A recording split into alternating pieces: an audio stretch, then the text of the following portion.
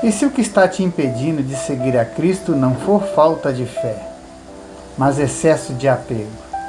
E se o maior obstáculo entre você e Deus não for o que você não tem, mas justamente aquilo que você não consegue deixar?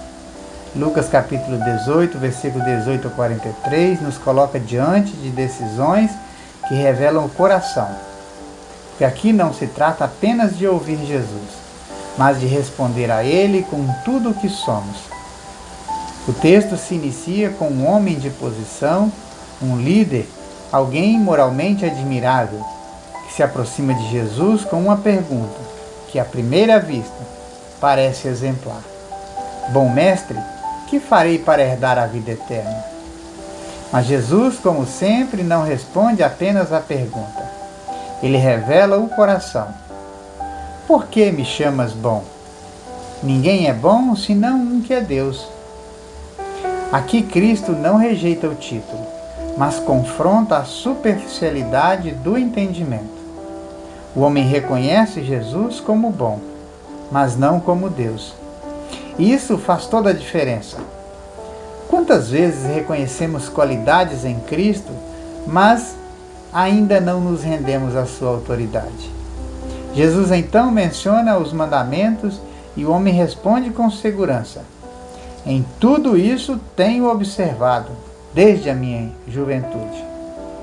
Externamente ele é irrepreensível, moralmente admirável, religiosamente consistente, mas ainda assim incompleto, porque a obediência externa não substitui a rendição interna.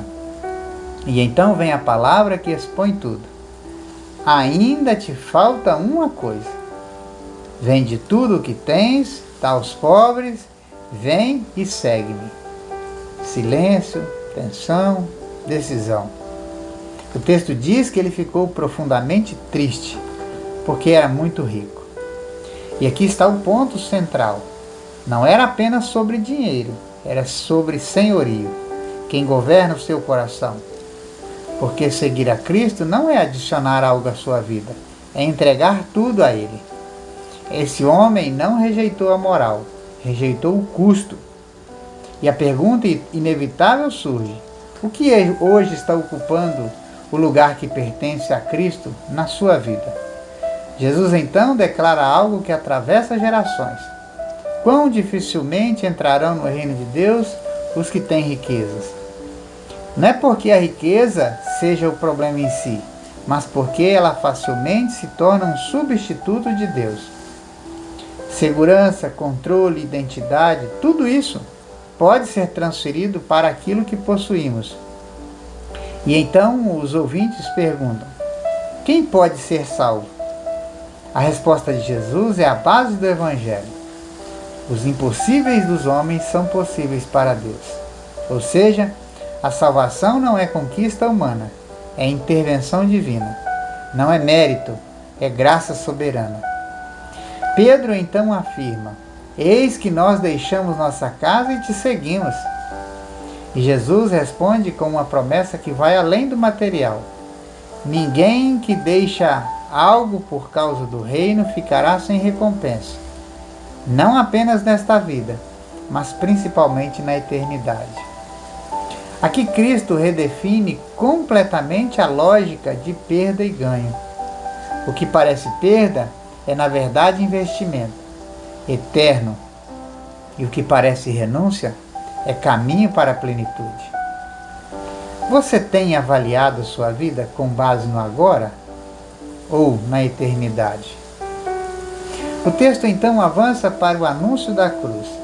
Jesus revela pela terceira vez que será entregue, zombado, morto e que ressuscitará. Mas os discípulos não entendem. O significado está oculto para eles. Isso nos ensina algo profundo. É possível andar com Jesus e ainda assim não compreender plenamente o que Ele está fazendo. A revelação não depende apenas da proximidade física, mas de iluminação espiritual. Você tem pedido a Deus entendimento ou apenas experiências? E como que para ilustrar tudo isso de forma viva, surge um cego à beira do caminho. Diferente do jovem rico, ele não tem posição, não tem bens, não tem prestígio, mas ele tem algo essencial: consciência da sua necessidade. Ao ouvir que Jesus está passando, ele clama: Jesus, filho de Davi, tem misericórdia de mim. Ele reconhece o que o outro não reconheceu: Jesus é o Messias. Tentam silenciá-lo, mas ele grita ainda mais, porque quem sabe o que precisa não se cala. Quem reconhece sua miséria não negocia. E Jesus para entre a multidão, entre agendas, entre caminhos. Ele para, porque a fé que clama com dependência sempre chama a atenção de Deus. Que queres que eu te faça?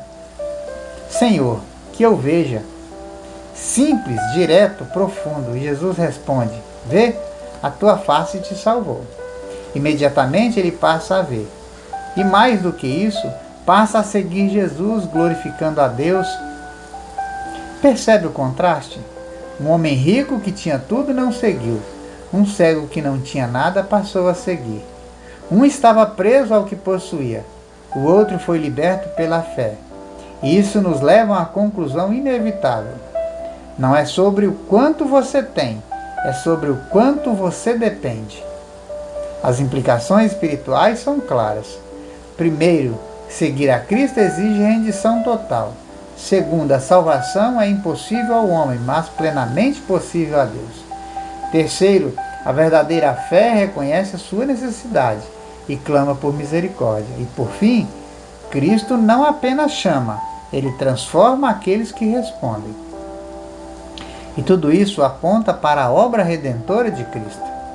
Ele é aquele que exige tudo, porque entregou tudo. Ele chama para segui-lo, porque foi à cruz por nós. Ele confronta o apego, porque oferece vida eterna.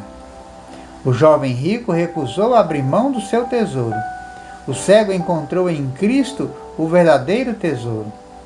Na prática, isso nos confronta profundamente. O que você precisa deixar para seguir a Cristo plenamente? O que tem ocupado o seu coração? Você tem aproximado de Jesus com autossuficiência ou com dependência? E há uma frase que precisa ecoar dentro de você: tudo que você não entrega a Cristo, você perde. Mas tudo que você entrega a Ele é transformado em vida. E então a pergunta é direta e inescapável: você vai se retirar triste ou vai se levantar e seguir? Porque no fim não se trata do que você possui, mas de quem você segue. Pense nisso. Que Deus te abençoe.